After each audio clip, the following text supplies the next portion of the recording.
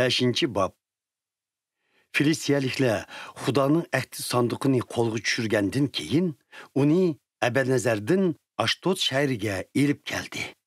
Shu yerda uni Dagonning butxonasiga elib kirib, Dagon degan butning yeniga qo'ydi.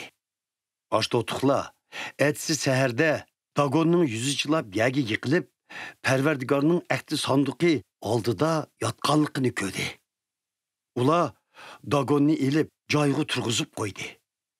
İkinci kuni saharda ular yana Dagonning o'xshashla Parvardigorning ahdi sanduqi oldida yuzi chilab yerga yiqilib yotganligini ko'rdi.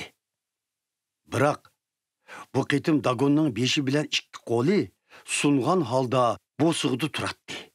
Faqat gavdislar butun qolgan edi.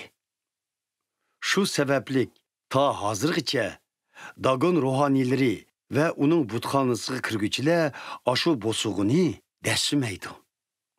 Parvardigorning jazosi Ashdod aholisi ve onun atrofidagi yezi qishloq aholisining beshiga tushdi.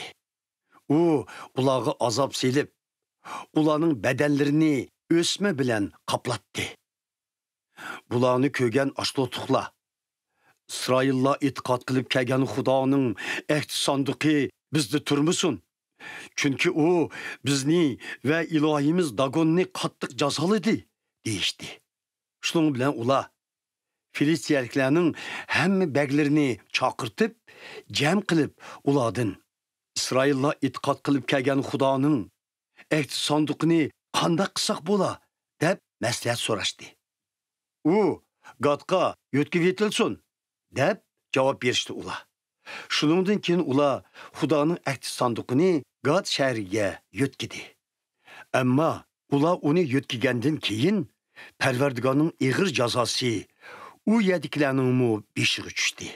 Butun shaharni vahima bosdi. Parvardigor shahar aholisining qeri yosh hammasini o'sma bilan jazoladi.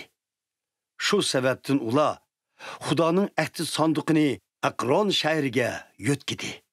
Xudoning ahdi sanduqi u yerga elib kelinganda Aqronliklar ular bizni ve butkul xalqimizni o'ltirish uchun İsraillar e'tiqod qilib kelgan Xudoning ahdi sanduqini akilishdi deb dod faryod ko'tarib ketishdi. Shuning bilan ular Filistiyaliklarning hamma baglarini yana chaqirtib jam qilib ularga İsraillar e'tiqod qilib kelgan Xudoning ahdi sanduqini bu yerdan o'z tavallikiga olib yetinglar. Bo'lmasa u bizningmi, xalqimizningmi jiniga zomin bo'ladi deyishdi. Xudo nurg'un odamlarni halok qilgan edi. Butun shaharda o'lim vahimasi hukm surgan edi.